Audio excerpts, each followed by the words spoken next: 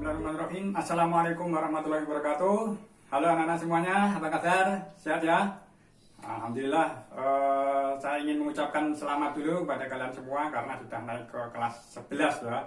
Dan tentunya di kelas 11 ini anak-anak pastinya ya lebih dewasa, lebih mandiri, lebih kreatif lagi ya.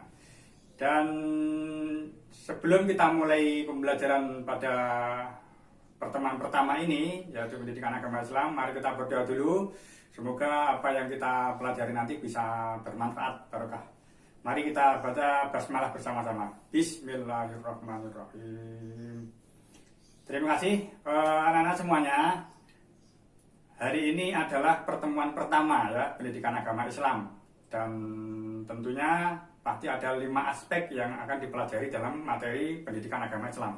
Apa saja itu 5? Yang pertama adalah Al-Quran Hadis ya, dicatat, jadi boleh disiapkan dulu buku catatannya jika nanti ada pertanyaan atau ada pesan-pesan yang perlu dicatat yang penting, nanti boleh dicatat. Yang pertama Al-Quran Hadis, kemudian ada juga akhlak ya, ada juga akidah, jadi PAI itu juga mempelajari tentang akidah, akhlak gitu ya. Kemudian PAI juga mengajarkan tentang fikih, fikihnya sholat, bagaimana fikihnya haji, fikihnya zakat, gitu ya. Kemudian SKI atau sejarah budaya Islam. Dan hari ini teman-teman, karena pertemuan pertama kita akan belajar Al-Quran Hadis ya. Jadi kita akan menggali, mengkaji beberapa atau salah satu dari ayat Al-Quran ya yang berkaitan dengan topik-topik tertentu.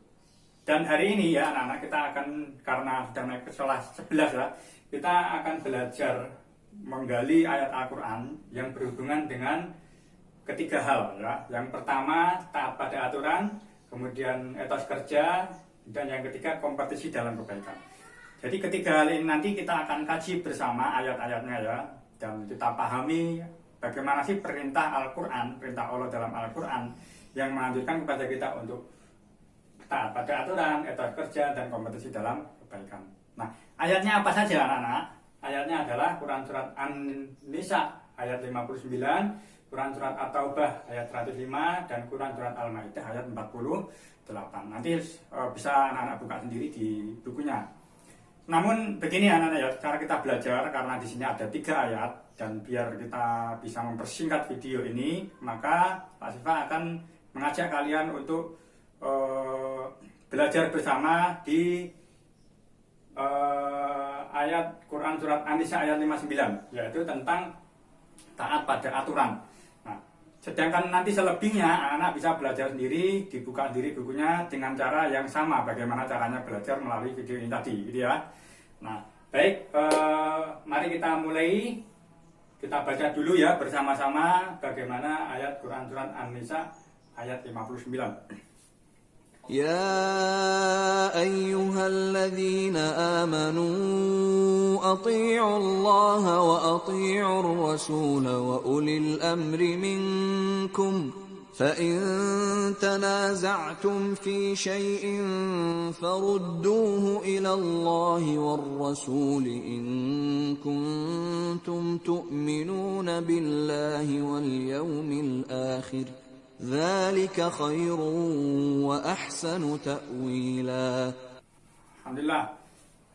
Itu tadi anak-anak Quran Surat An-Nisa ayat 59. Mari kita telaah bersama-sama, kita kaji bersama-sama. Bismillahirrahmanirrahim. Ya ayyuhalladzina amanu, hai orang-orang yang beriman. Jadi ayat ini memerintahkan atau memanggil kita sebagai seorang yang beriman.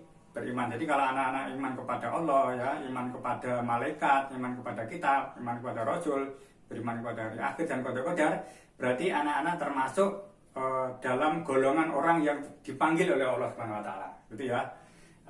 Ya ayyuhalladzina amanu, hai orang-orang yang beriman, atiullaha wa atiur rasulah. Gitu ya. Jadi kita dipanggil taatilah Allah, atiullaha wa atiur rasul. Taatilah Allah dan Rasulnya. Siapa? Kanjeng Nabi Muhammad. Nah, gitu ya. Kemudian wa ulil amri minkum, dan ulil amri. Siapa itu ulil amri? Nanti kita akan bahas bersama-sama ya. Nah, Fa in tanajatum fi syai'in farudduhu ilallahi wa rasulihi. Fa in tanajatum fi syai'in, ketika kalian berbeda pendapat ya, ada masalah, ada apa aja lah ya, persoalan, farudduhu ilallah, kembalikanlah kepada Allah. Wa rasuli, dan rasulnya. Jadi kalau ada masalah, ada persoalan, maka anak-anak perlu mengembalikannya kepada Al-Quran dan hadis. Perlu ingat ke sana. Kemudian in kuntum tu'minuna billahi wal yaumil akhir, ketika kalian beriman kepada Allah dan hari akhir, dzalika khairu wa ahsanu ta'wila, itu lebih bagus dan lebih utama ya, lebih utama dan lebih baik akibatnya. Jadi ketika kita punya masalah ya, kita punya masalah itu perlu mengembalikan kepada Al-Quran. Jadi intinya adalah kita diwajibkan untuk bertaat kepada Allah dan Rasulnya, dan juga taat kepada ulil amri. Nah, karena itu lebih baik akibatnya. Nah, sekarang begini pertanyaannya anak-anak, siapa itu ulil amri? Nah, jadi ya pasti semuanya mulai banyak pertanyaan ya, boleh dicatat. Pertanyaannya, siapa itu ulil amri? Nah, ada perbedaan pendapat dari kalangan ulama tentang penafsiran ulil amri. Ada yang mengatakan ulil amri itu adalah Abu Bakar dan Umar. Nah, ini ulil amri ya, hanya ada dua orang itu saja. Nah, kemudian ada lagi yang menafsirkan bahwa ulil amri itu adalah sahabat Rasulullah Shallallahu Alaihi Wasallam. Nah, kemudian yang ketiga ada lagi yang mengatakan bahwa ulil amri itu adalah ulama dan umarok. Nah, ulama itu siapa? Ulama itu ya ahli ilmu, ya ahli fikih, seperti itu ya, tentang disebut dengan ulama. Kemudian umarok itu apa? Umarok itu ya pemimpin atau pemerintah yang telah dipilih secara sah dalam suatu negara, itu yang namanya umarok. Nah, inilah orang-orang yang perlu kita taati, yaitu orang ulama dan umarok. Tapi ini catatan yang penting ya anak-anak. Dalam redaksi ayatnya kita simak kembali, ya ayyuhalladzina amanu atiullaha wa atiur rasul wa ulil amri minkum. Ternyata ini ada perbedaan ya. Ternyata taat kepada ulil amri itu tidak sama dengan taat kepada Allah dan Rasulnya. Jadi kalau kita lihat di ayat itu atiullaha, jadi lafaz Allah itu dibarengi dengan lafaz ati. Jadi ati itu taat ya. Atiullaha, jadi taatilah Allah. Wa atiur rasulah. Nah, laki-laki rasul itu juga digandengkan dengan lafaz atiu. Berarti taatilah rasul. Wa ulil amri. Nah, yang ulil amri ini tidak dibarengi dengan atiu. Nah, berarti tetap harus ditaati, tapi ketaatannya tidak sama dengan bagaimana taat kepada Allah dan Rasulnya. Maksudnya bagaimana? Nah, ini makanya ada dawuh la ta'ata li makhluqin fi ma'siyatil khaliq.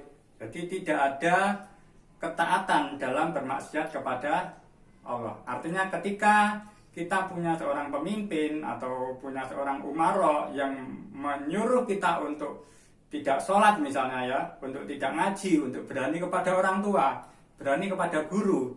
Nah, ketika ada umaro atau ulil amri yang seperti itu, maka itu kita tidak diwajibkan untuk taat. Nah, ya, jadi kalau kepada Allah dan Rasulnya maka wajib taat. Tapi kalau ada umaro yang bertentangan dengan ketaatan kepada Allah, maka itu tidak perlu ditaati. Paham ya anak-anak ya? Nanti kalau ada pertanyaan boleh ditulis, biar nanti bisa ditanyakan, boleh di kolom komentar atau di chat, boleh ya.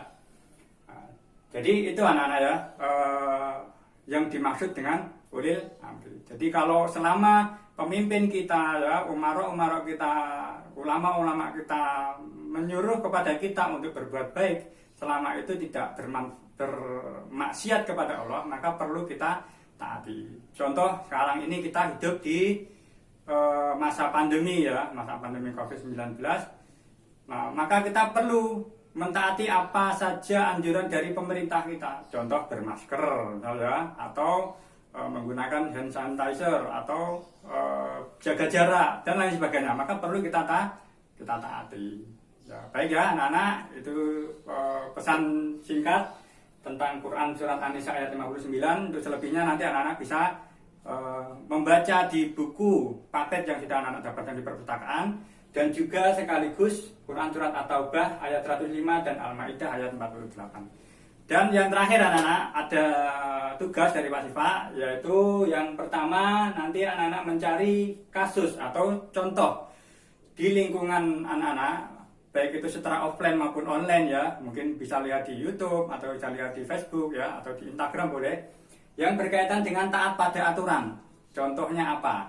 Contoh taat pada aturan di sekolah, di media sosial ya, di rumah, di masyarakat, apa saja contohnya taatnya. Kemudian contoh etos kerja. Etos kerja sebagai seorang pelajar apa? Contoh etos kerja sebagai seorang guru apa? Misal begitu ya. Contoh etos kerja sebagai seorang pekerja. Nanti kalian bisa bekerja setelah lulus sekolah ini ya, dan sebagainya. Kemudian yang terakhir, maksud dari kompetisi dalam kebaikan. Jadi contoh atau kasus kompetisi dalam kebaikan, berlomba-lomba dalam kebaikan itu seperti apa. Baik itu ya anak-anak ya, nanti setelah dicari, dikerjakan, nanti bisa dimasukkan di model. Nanti yang sudah siapkan soalnya sudah saya siapkan di model, nanti bisa dikerjakan di sana. Baik itu, terima kasih. Mari kita akhiri dengan bacaan hamdalah bersama-sama. Semoga apa yang kita pelajari hari ini bisa bermanfaat barokah. Alhamdulillahirobbilalamin. Dari saya kurang lebihnya mohon maaf. Wassalamualaikum warahmatullahi wabarakatuh. Harta yang paling berharga adalah keluarga. Istana